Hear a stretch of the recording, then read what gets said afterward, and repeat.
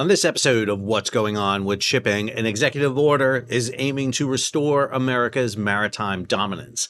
Are we making American maritime great again?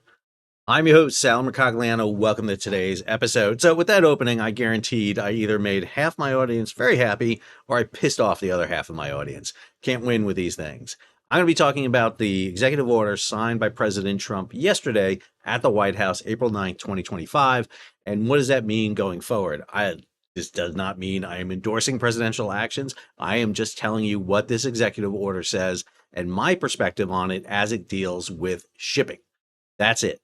I try not to bring my politics into my video at all. I hope you don't know what my politics are. As I tell my students all the time, my job is to educate, not to indoctrinate. That's what I try to do here at What's Going On with Shipping. If you're new to the channel, hey, take a moment, subscribe to the channel, and hit the bell to be alerted about new videos as they come out. So these are two stories over at G-Captain, both by Mike Schuller. Here's everything you need to know about Trump's executive order to restore U.S. maritime dominance. If I go through something and maybe not enough detail, go check out Mike's article. It's really well done. Mike does a fantastic job, top-notch maritime reporter. And then he just released this follow-up article. Trump's executive order echoes the Ships Act in bid to reclaim maritime dominance. So what are we talking about specifically? So I'm going to have these two documents linked to you. The first one is a fact sheet. This is kind of the cheat sheet on the executive order. If you don't want to read through the whole executive order, this is the one you look at. And then we have the full executive order here, restoring America's maritime dominance. So real quick, just want to go through the purpose and policy here stated in this executive order. So purpose, the commercial shipbuilding capacity and maritime workforce of the United States has been weakened by decades of government neglect, leading to the decline of a once strong industrial base, while simultaneously empowering our adversaries and eroding U.S. nation's national security. I have a whole video on the decline of the U.S. merchant marine. I will put it right up here. You can take a look at it, but I agree. This has been going on for a long time, at least from the early 80s. So, I mean, we're talking about over 40-something years. Both our allies and our strategic competitors produce ships for a fraction of the cost needed in the United States. Recent data shows the United States constructs less than 1% of commercial ships globally, while the People's Republic of China is responsible for producing approximately half. Actually, it's over half. Rectifying these issues requires a comprehensive approach that includes securing consistent, predictable, and durable federal funding, making United States flagged and built vessels commercially competitive in international commerce, rebuilding American maritime manufacturing capabilities, the maritime industrial base, and expanding and strengthening the recruitment, training, and retention of the relevant workforce. Section 2 policy is the policy of the United States to revitalize and rebuild domestic maritime industries and workforce to promote national security and economic prosperity. Wow, that's a lot to say. We should go over to the Cato Institute right now for their reaction about this statement. Sorry, I couldn't resist that.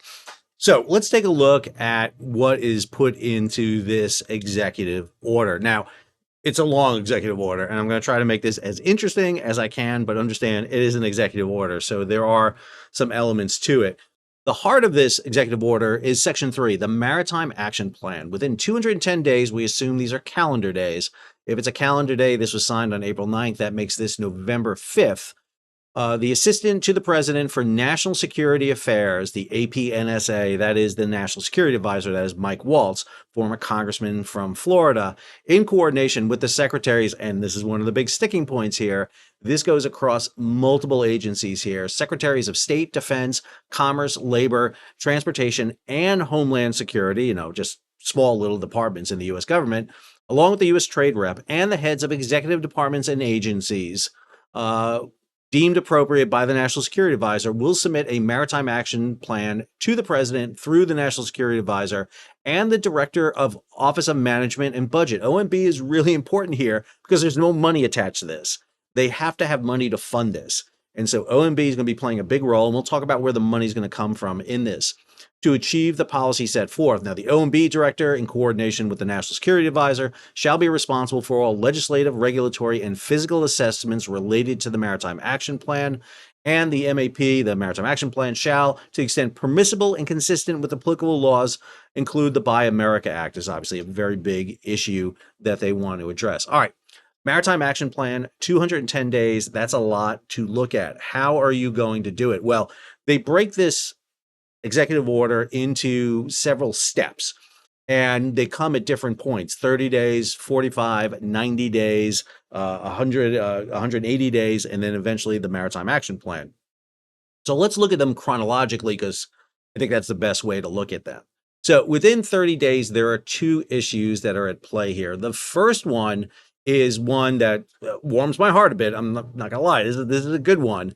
Section 14, modernize the U.S. Merchant Marine Academy. The Secretary of Transportation shall, within 30 days of the order, consistent with applicable law and available appropriations, take action to hire the necessary facilities, staff, and reprogram budgetary resources needed to execute urgently deferred maintenance projects and any other mission-critical repair works at the U.S.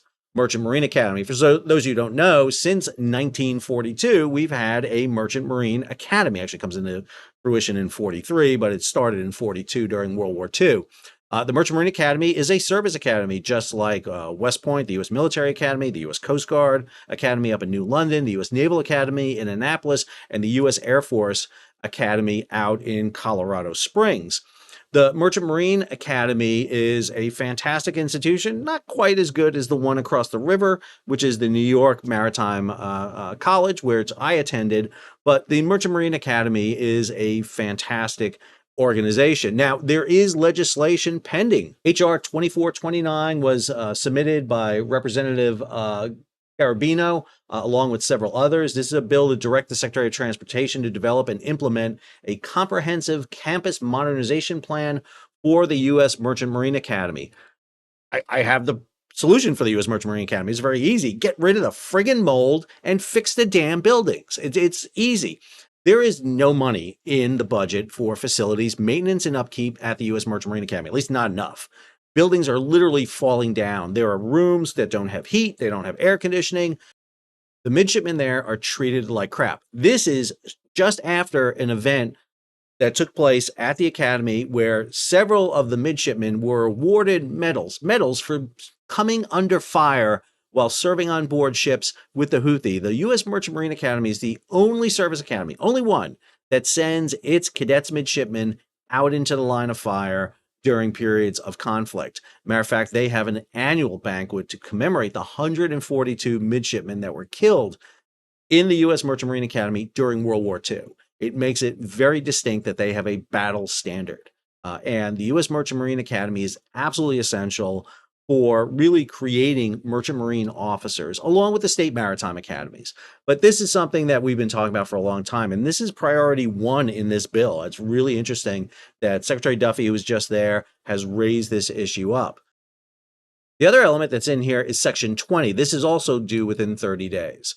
Deregulatory initiatives. Within 30 days of the date of the order, the Secretaries of Defense, Transportation, Homeland Security shall conduct a review of their regulations and implementation thereof across all components pertaining to the domestic, commercial, maritime fleet, and maritime port access to determine where each agency may be able to deregulate within the framework of Executive Order 14192 of January 31st. So trying to streamline events. Now, I should note that deregulation is kind of what got us in the trouble with the U.S. maritime industry back in the 80s. We deregulated like crazy, and that did cause us some problems. So that is something to be concerned about. Then 45 days in, this is May 24th, Section 19 comes applicable. Section 19 is a shipbuilding review. Within 45 days of the date of the order, the Secretaries of Defense, Commerce, Transportation, and Homeland Security will conduct a review of shipbuilding for the United States government, use and submit a report to the President with recommendations to increase the number of participants and competitors within United States shipbuilding. This report must include separate itemized and prioritized list of recommendations for the United States Army. Yes, the Army has shipbuilding. It's their Army watercraft, the Navy, and Coast Guard, and all this will be included in the Maritime Action Plan. 45 days for this report is very ambitious. The U.S. Maritime Administration, MARAD, under Secretary of Transportation Sean Duffy, has not done a maritime shipyard report in over a decade. Now, it's not Secretary Duffy who's responsible for that. It's previous secretaries who haven't had it done. You can go back the whole list of them. They haven't had this done. MARAD is woefully underfunded. It's woefully understaffed. It has not focused on the commercial aspect that it needs to. If you look at what the overarching priority of MARAD has been, it's been largely the strategic sea lift fleet and keeping the U.S. Merchant Marine Academy afloat, which has been a tough thing to do, as noted by the very first action in this executive order. Secretary Duffy is going to have to light a fire under people's asses to get this done in 45 days. Now, I can do you a shipyard report right now because I study this stuff and I know what's going on. But to put this out in 45 days is going to be tough to go through all those agencies and put it together, and particularly the aspects of the building that they need. The big day in this report comes on July 18th. That is 90 days in. 90 days into this report, there is a slew of things that all come due at the same time. Here you have it, 9 different sections, all due at this time, and this is a lot. So Section 7 deals with engaging with allies and partners to align trade policies. This means working with the U.S. Trade Representative along with the Secretaries of State and Commerce, engaging in treaty allies and partners and other like-minded countries around the world with regards to issues set forth in Sections 5 and 6, which are not spelled out here directly, but we're going to talk about. Section 5 deals with the U.S. Trade Representative's investigation into Chinese maritime logistics and shipbuilding sectors.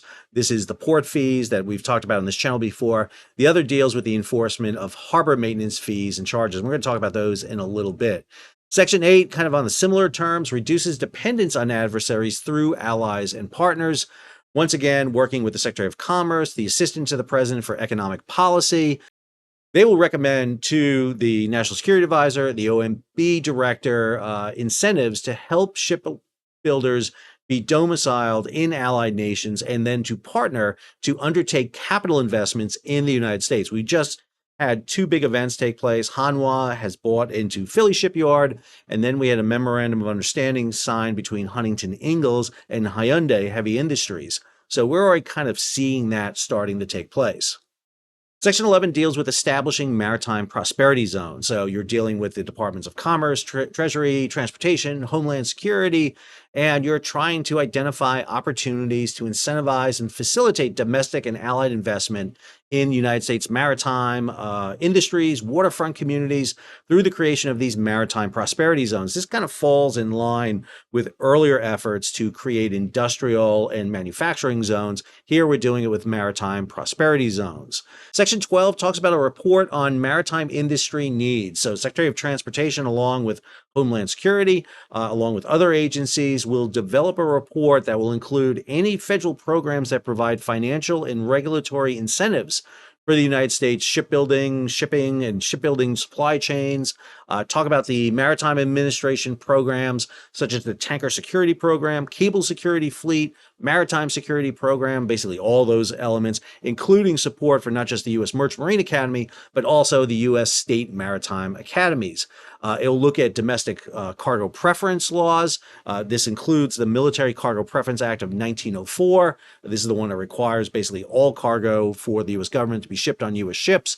Deal with the Cargo Preference Act of 1954. This is what sets up cargo preference as we know it.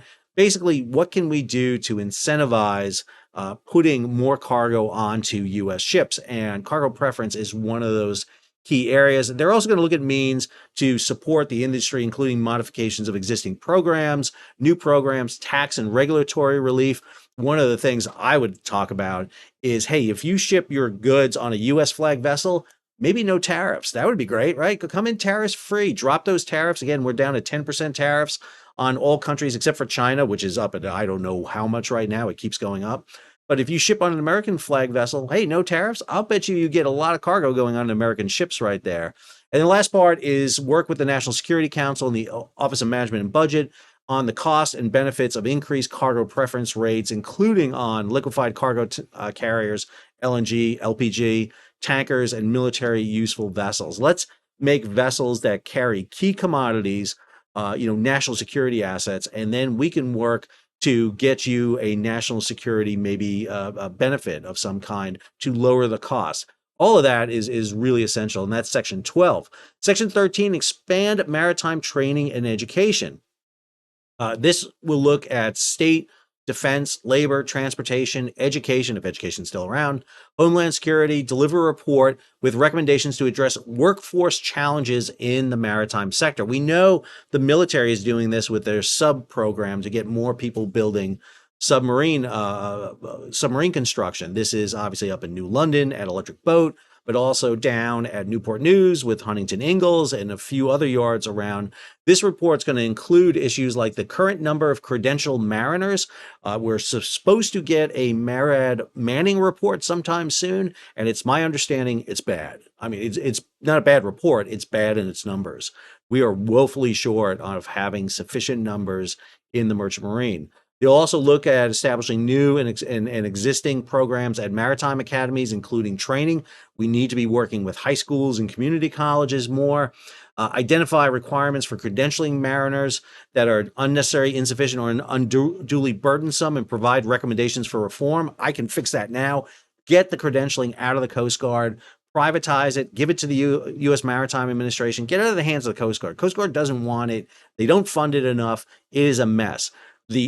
If you want to drive a truck, you don't have to go to the Army. If you want to fly a plane, you don't go to the Air Force. You go to the FAA. Only in the Merchant Marine do you have to go to the Coast Guard to go get your credentialing. It's terrible. Also, assess how the Coast Guard credentials military personnel, the Military to Mariner program. Make it easier. There are experienced people coming out of the Army and Navy with seafaring experience who cannot get the credentials they need to go forward. This is just a major problem, and it cuts out a labor pool necessary for our mariners. They also called for several legislative proposals. For example, they want the report to reflect recommendations that talk about establishing national maritime scholarships to send promising maritime experts abroad to learn cutting-edge techniques to shipyards, for example, in Japan, Korea, in Europe. Innovative maritime logistics, clean fuel, and advanced nuclear energy. We should be the country that's developing these new technologies for engineering. This is how the U.S. has propelled ahead in the past. What made the U.S. propel is things like the schooner, the clipper ship, the introduction of steam propulsion in the United States, the use of marine oil on vessels, diesel propulsion, you name it. This is what we need to be doing. Talking about advanced nuclear engineering, human-machine teaming, additive manufacturing, and other technologies. And we should be offering scholarships for maritime experts from other countries to come here and help us. There's a whole variety of things we should be looking at here. Section 15 and 16 talk about improving procurement efficiency and government efficiency. So, I mean, they're always talking about efficiency, but one of the interesting things is in Section 16, within 90 days, the Department of Government Efficiency, DOGE, shall begin a separate review of the Department of Defense and Homeland Security vessel procurement process and deliver a proposal to the president. That means within 90 days, DOGE is going to start looking at the U.S. Navy and the U.S. Coast Guard and how they it's a long day, how they procure vessels. Section 18, ensure the security and leadership of Arctic waterways. I was interested in why this was put in here. When you look at it, it's talking about defense, transportation, homeland security, the commandant of the Coast Guard to develop a strategy that identifies the vision, goals, and objectives necessary to secure Arctic waterways and enable American prosperity. This has a lot to do, I believe, with really developing the north slope of Alaska, that LNG that is up there, liquefied natural gas, getting it out of there. We have an Arctic strategy. The Coast Guard has been the lead in developing Arctic strategies, but this seems to really want to focus not just on the military side, but a little bit more on the commercial side. And then the last one here, within 90 days, inactive reserve fleet. Within 90 days, the Secretary of Defense shall conduct a review and issue guidance on the funding, retention, support, and mobilization of a robust inactive reserve fleet. We rely on a reserve fleet to move our military overseas. We have about a third of the fleet of about 50 ships on the East, Gulf, and West Coast. MARAD is responsible for maintaining them. They contract this out with commercial shipping firms. They have about a third of the crew on each of these vessels. They can activate within 5 days. However, one of the things we have seen historically is that there have been problems with activating these vessels. These ships have been slow to activate. They've had problems when activated. There's a question about, do we have enough mariners to do it? Back in 2019, we did a huge activation. There's supposed to be an 85% readiness. They hit 40%. This is not good. And more importantly, the ships in the fleet are old, really old. You've got ships that are on average about 44 years of age. You've got ships that are over their mid 50s. If you're sending me to war, we're in trouble. And if you're sending a ship that's my age to war, you're even more trouble. So there is a lot coming in here at this point. Next, we hit the 180-day mark. So this is about October 6th. Two sections are due. Section 4 discusses ensuring the security and resilience of the maritime industrial base. This was a major topic at the Navy League Sea Air Space I was just at. This directs Secretary of Defense in coordination with Commerce, Transportation, Homeland Security, along with the National Security Council and OMB, to include within the Maritime Action Plan an assessment of options, both for the use of available authorities and resources, including the use of the Defense Production Act. What the Defense Production Act allows you to do is invest, expand of commercial defense shipbuilding capabilities, look at supply chain, ship repair, marine transportation capabilities, port infrastructure, and workforce development. Basically, what they want to do is identify key maritime components in the supply chain that are essential for rebuilding and expanding the maritime industrial base, ensure that there are recommendations for public and private investment into the area and clear metrics to measure them, and ensure that their recommendation or take into consideration the projected increases to commercial and defense capabilities. One of the most mind-boggling issues when it comes to shipbuilding is that there are elements within the shipbuilding supply chain that are down to mom and pop small businesses, in the United States. And if they close, you will halt the production of a major vessel. It is crazy. In the aviation industry, this doesn't exist. Aviation industry is robust. They have large, basically supply chains. That doesn't exist in shipbuilding. You may lose somebody who builds a valve or a flange or some component that you don't think is essential, but if you don't have it, you can't complete the vessel. And unfortunately, our supply chain has been so eroded over time that we have these key kind of tier 2 and 3, these below the major shipyards, that if they go, that's it. We're in a lot of trouble. And so this is aimed to look at that maritime industrial base. To me, Section 17 is the bread and butter of this executive order, because while we're talking about developing the shipbuilding infrastructure, even if you start building ships today, you're not going to see them for years. Section 17 talks about increasing the fleet of commercial vessels trading internationally under the flag of the United States. Those ships do not have to be built in the United States. You can bring in foreign-built ships into the U.S. registry today. You can do that today. They can be Japanese, Korean, even Chinese-built vessels. You can bring them in and start sailing them. This calls for the Maritime Action Plan to include findings from the Secretary of Transportation, Secretary of Defense, along with several others, and basically ensure that there is adequate cargo space within U.S. commercial vessels should to be called upon in times of crisis. We don't know what that number is. I have never seen that number. We know that the U.S. Transportation Command works with military component commanders in the Pacific, Indo-Pacific, Europe, Africa, Southcom, Northcom, all of them, to identify how much cargo do you need. But is there a set number to include not just what the military needs, but also commercially, what do we need? We can't just pull all the tankers out of the U.S. fleet and send them over to help Indo-PACOM fight some sort of enemy we won't name, China. You have to have enough tankers back in the U.S. to move fuel. So what is that number? Identify that. And then after you identify it, how do we provide incentives to grow the fleet? U.S. built, U.S. crewed, U.S. flagged.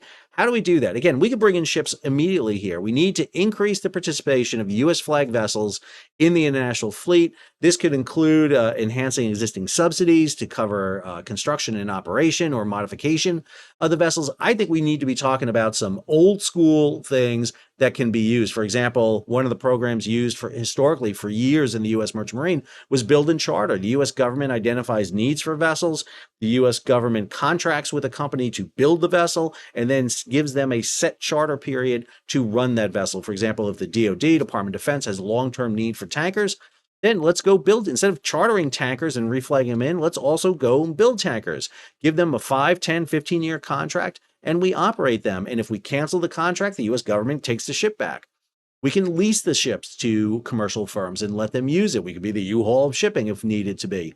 We can do programs where we build ships, operate them, put them out into the registry, have an active reserve fleet versus a batch of ships just collecting dust in ports around the United States. There are a variety of methods. We've done this historically in the past.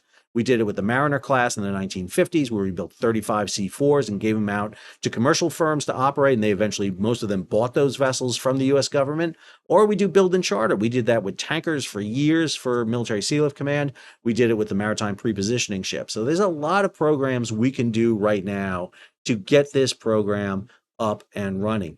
Finally, there's some other issues that aren't identified with a timeline, but they need to be included in the Maritime Action Plan that's submitted in November.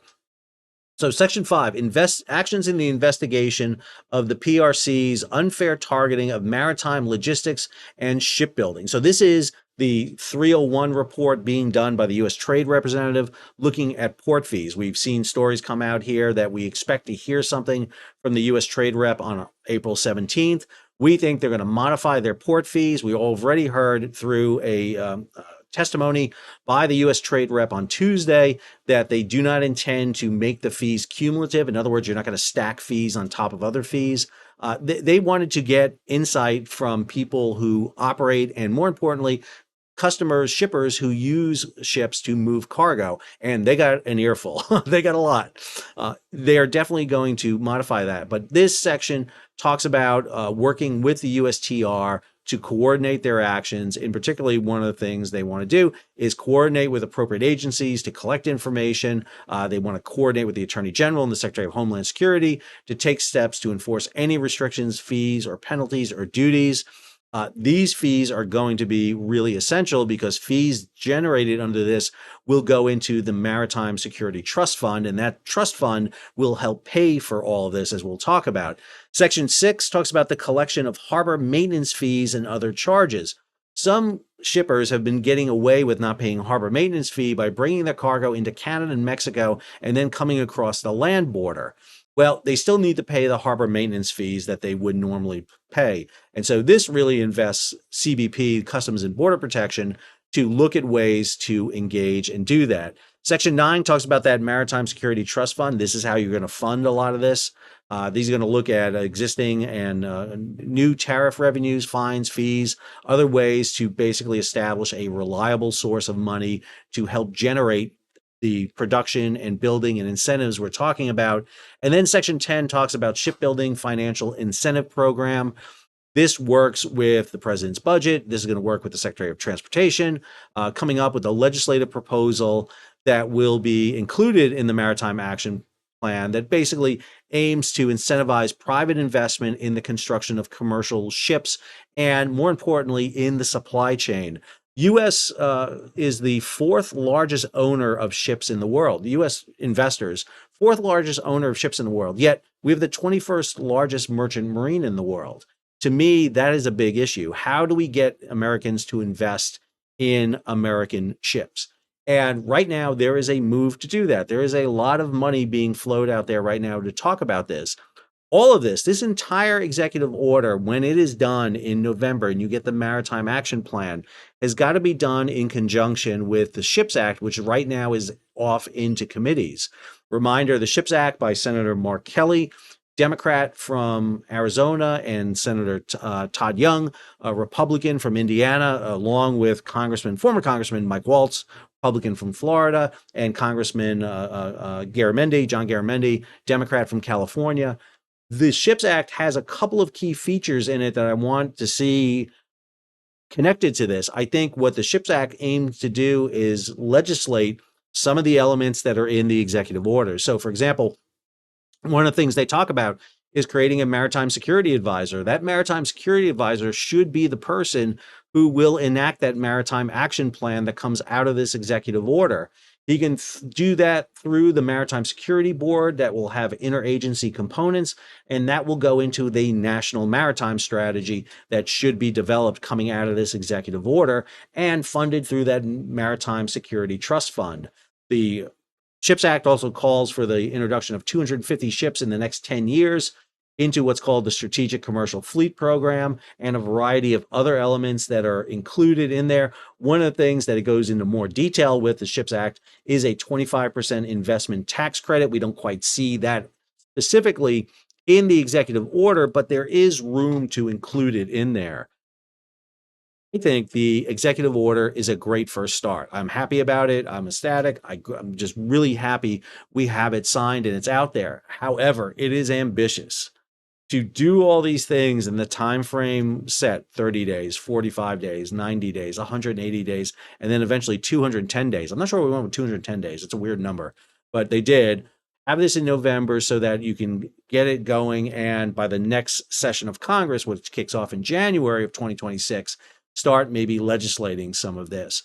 This is aimed not to correct, you know, 45 years of problems that have gone on with the United States. I mean, you're not going to have the US become China when it comes to shipbuilding. What it aims to do is address some of the shortfalls that are noted in that fact sheet. The US is only building about 0.2% of the world's ships. China is building, estimated it's going to go up to as high as 74%. Now, in just a few decades ago, Japan and Korea were building that same number. However, the difference is Japan and Korea were allies. Japan and Korea were also not using efforts to control all aspects of the maritime domain.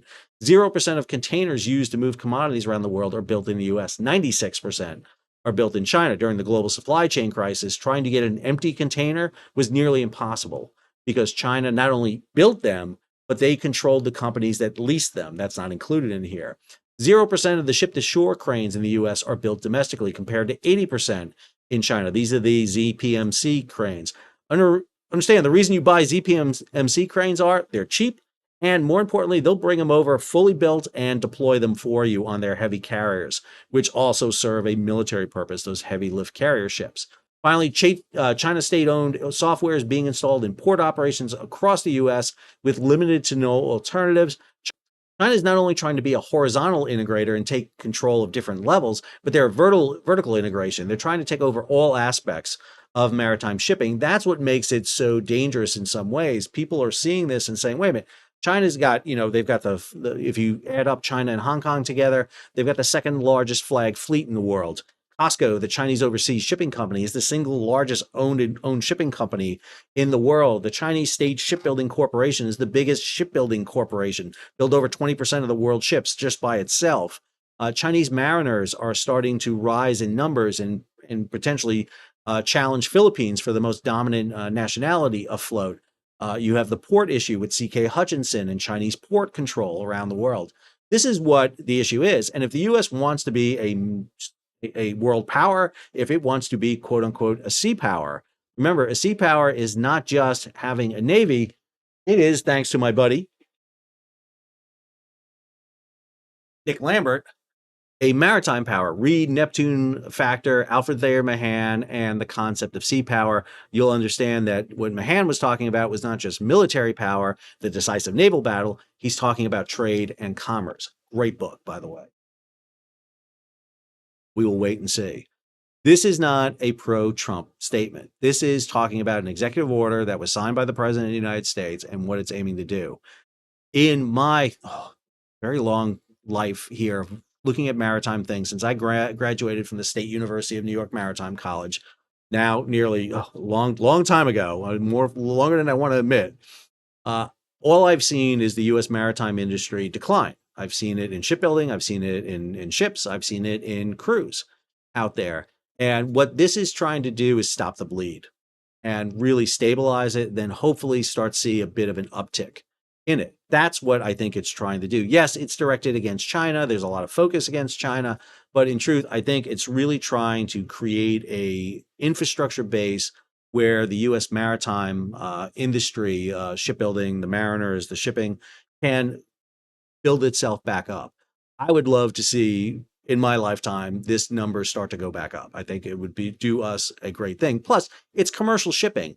The reason it's different than military shipping is this actually brings money back into the economy. You bring back shipbuilding, you bring back ship repair, you hire Americans into shipyards. Understand the reason we don't have a lot of shipyard workers is because right now we're solely dependent on military contracts in our shipyards almost.